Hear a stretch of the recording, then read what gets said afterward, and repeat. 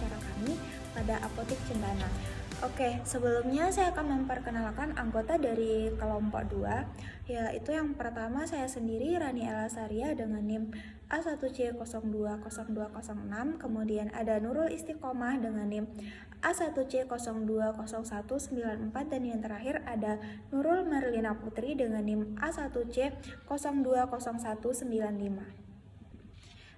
Baik, di sini sebelumnya saya akan memperkenalkan biodata dari narasumber sendiri.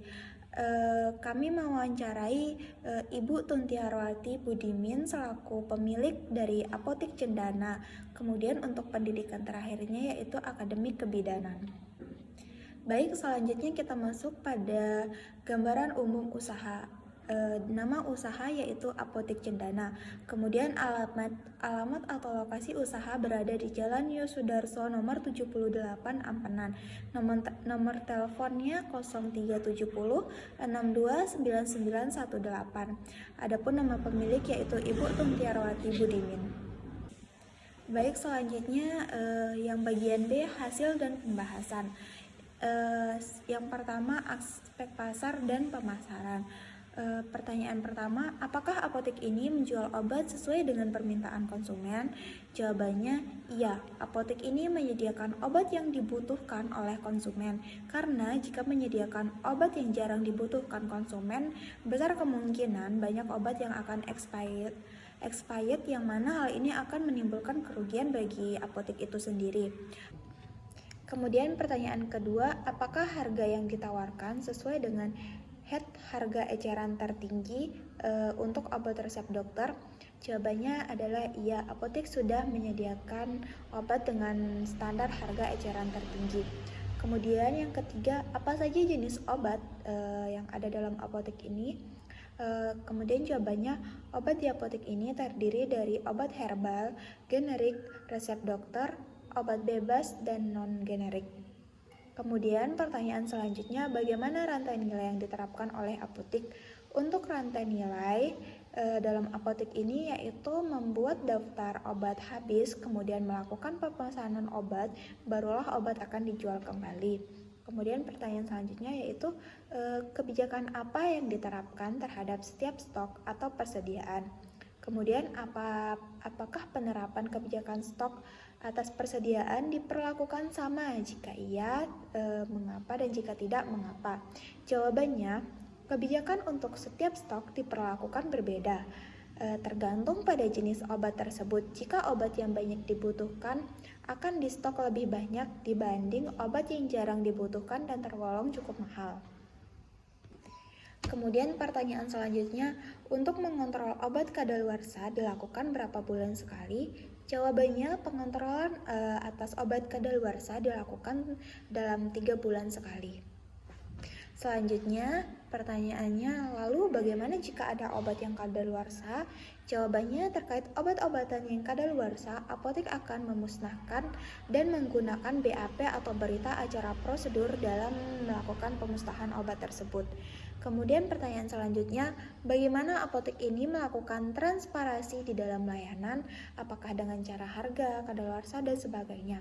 Jawabannya, apotek melakukan transparansi dengan cara memberikan pelayanan yang terbaik dengan selalu melakukan pengendalian obat kadaluarsa 3 bulan sekali, kemudian memberikan harga obat yang tidak mahal atau sesuai dengan harga eceran tertinggi. Kemudian pertanyaan selanjutnya, pada masa pandemi kemarin, apakah penjualan menurun? Kemudian apa yang dilakukan oleh apotek? Jawabannya, dalam masa pandemi kemarin, penjualan justru sangat meningkat karena banyaknya permintaan obat yang masuk.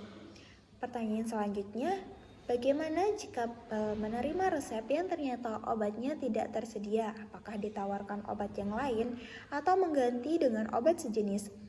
Jawabannya, terkait obat yang ternyata resepnya tidak ada, apotek akan mempertimbangkan jenis obat tersebut. Jika obatnya ringan akan ditawari, namun jika obat tersebut berat maka akan langsung dikembalikan. Untuk pertanyaan selanjutnya, apakah apotek ini menjual alat kesehatan Ada berapa item? Jawabannya, apotek ini juga menjual alat kesehatan sebagai pelengkap dengan jumlah yang sedikit, seperti infus dan injeksi. Selanjutnya, apakah ada barang konsinyasi jika ada berapa persen komisi yang diterima oleh beberapa rata-rata unit yang terjual dalam satu bulan? Jawabannya, untuk barang konsinyasi, pemilik ini tidak dapat menentukan persentasenya untuk komisi karena barang konsinyasi dalam apotek ini juga hanya sedikit. Terus, apakah menguntungkan bagi apotek dengan adanya barang konsinyasi? Jawabannya, dari pemaparan dari pemilik, barang konsinyasi ini tidak terlalu mempengaruhi keuntungan karena jumlahnya hanya sedikit. Untuk aspek kedua adalah manajemen dan SDM. Untuk pertanyaannya, apakah kepemilikan apotek ini milik apoteker atau pengusaha? Jawabannya, untuk kepemilikan apotek ini yaitu milik pengusaha sendiri. Selanjutnya, apakah pemilik atau apoteker melakukan pengawasan setiap hari? Jawabannya, pengawasan terhadap karyawan dilakukan setiap harinya karena pemilik sendiri setiap hari selalu berada di apotek atau di tempat. Selanjutnya, apakah apotek ini memiliki kerjasama dengan dokter? Jika ya, berapa komisi yang diberikan? Jawabannya, untuk kerjasama, apotek ini melakukan kerjasama kecil-kecilan dengan suatu orang dokter dari BPJS. Dan tidak ada komisi. Apotek di sini hanya menyiapkan tempat praktik saja. Berapa jumlah karyawan dan apakah apoteker atau asisten apoteker dan administrasinya? Jawabannya, jumlah karyawan ada 10 orang, terdiri dari 1 orang apoteker, 3 orang asisten, dan 6 orang bagian administrasi. Selanjutnya, siapa saja nama apoteker? Jawabannya, nama apoteker yaitu Dr. Randus Ainur Rafiq. Pertanyaan selanjutnya, berapa persen komisi yang diberikan kepada apoteker atau karyawan lainnya selain gaji? Jawabannya, untuk saat ini tidak ada komisi apa-apa yang diberikan kepada karyawan. Selanjutnya, apakah ada pemberian THR, BPJS, atau tunjangan yang lain pada apotek ini? Jawabannya, pada apotek ini ada pemberian BPJS dan THR saja. Selanjutnya, apakah aktivitas lain yang dilakukan karyawan selain menjual obat kepada konsumen? Tolong dijelaskan. Jawabannya, tidak ada aktivitas lain sampingan yang dilakukan karyawan. Pertanyaan selanjutnya, apakah ada hari libur dalam suatu minggu? Jika tidak ada, bagaimana cara mengatur karyawan supaya menikmati libur 1 hari dalam 1 minggu? Jawabannya, jadi terkait hari libur, pemilik mengatur libur untuk karyawan dengan cara membuka apotek mulai dari sore hari, khusus di hari Minggu. Kemudian untuk karyawan berjaga hanya 2 orang dan sisanya libur. Dan penjagaan pada hari Minggu ini akan terus di rolling sehingga semua karyawan akan mendapatkan kesempatan untuk berlibur. Selanjutnya, apakah karyawan puas bekerja di apotek ini sehingga tidak ingin berpindah? Jawabannya, selama ini karyawan di apotek ini merasa puas bekerja pada apotek ini. Alasannya karena sudah merasa nyaman dan atasan atau pemilik yang tidak memberikan tekanan.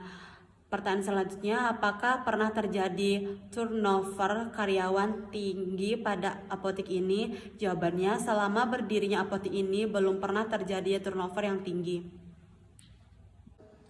Baik, selanjutnya yaitu aspek ketiga, aspek hukum. Pertanyaannya adalah, apakah apotek ini sudah milik izin usaha? Jawabannya sudah. Yang keempat adalah aspek lingkungan. Pertanyaannya, apakah gedung apotek ini milik pribadi? Kemudian, berapakah perkiraan nilai aset? Jawabannya, gedung apotek ini adalah milik pribadi atau pemilik. Untuk kisaran nilai asetnya kurang lebih 3 miliar. Selanjutnya, apakah dalam melakukan transaksi menggunakan kemasan yang ramah lingkungan? Jika tidak, mengapa? Jawabannya, dalam transaksi masih menggunakan plastik bening biasa. Selanjutnya yaitu aspek kelima, yaitu aspek teknik dan teknologi. Pertanyaannya adalah, bagaimana cara mengatur obat di etalase? Jawabannya, Obat dibagi menjadi obat depan dan obat belakang, di mana obat depan terdiri atas obat bebas dan salap-salap, sirup, kemudian di bagian belakang ada obat-obat yang sudah diurutkan berdasarkan huruf dan obat-obat generik. Pertanyaan kedua, berapa perbandingan jenis obat seperti obat generik, resep dokter, non-generik, dan obat umum serta herbal? Jawabannya, perbandingan obatnya ialah 1:1, terdiri dari obat depan dan obat belakang. Selanjutnya, apakah apotek ini memiliki CCTV? Jawabannya, apotek ini sudah dilengkapi dengan CCTV. Pertanyaan keempat, apakah apotek ini sudah menggunakan sistem informasi akuntansi terutama terkait dengan penjualan dan persediaan? Jawabannya adalah terkait penerapan sistem informasi akuntansi pada penjualan dan persediaan, apotek ini sudah menggunakan sistem, namun pencatatan lebih difokuskan dengan metode manual. Selanjutnya, jika menggunakan sistem, apa nama software yang digunakan? Apakah Excel atau kostum? Jawabannya yaitu software yang digunakan yaitu Excel.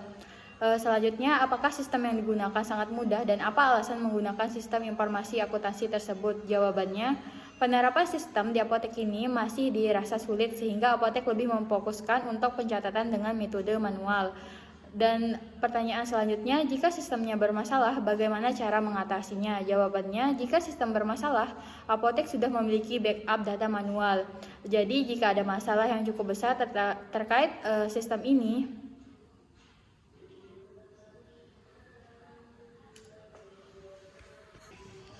selanjutnya yaitu aspek terakhir yaitu aspek finansial. Pertanyaan pertama, berapa modal yang dibutuhkan? Jawabannya, terkait modal yang dibutuhkan untuk membantu usaha apotek ini, pemilik memaparkan bahwa modal yang dibutuhkan dulu sekitar 5 juta. Pertanyaan kedua, berapa omset penjualan rata-rata per bulan? Jawabannya, terkait omset per bulan pada apotek ini, pemilik tidak dapat memberitahukan total omset yang didapatkan. Pertanyaan ketiga, apakah penerimaan hari ini selalu disetorkan semua kepada pemilik atau disisakan untuk peti cash? Jawabannya, untuk penerimaan setiap harinya akan dipegang seluruhnya oleh pemilik, karena setiap pengeluaran yang dilakukan akan diatur oleh pemilik sendiri. Dan pertanyaan yang terakhir, bagaimana strategi yang dilakukan apotek supaya bisa menutup kos atau biaya yang telah dikeluarkan? Jawabannya, pada apotek ini tidak ada strategi khusus untuk menutupi biaya. Baik, cukup sekian pemaparan hasil wawancara dari kelompok kami. Jika masih ada pertanyaan yang jawabannya kurang lengkap, hal itu karena pemilik dari apotek tersebut membatasi informasi mengenai jawaban tersebut. Kurang lebihnya kami mohon maaf, dan apabila salah kata kami mohon maaf. Semoga apa yang kami sampaikan bermanfaat dan terima kasih. Wassalamualaikum warahmatullahi wabarakatuh.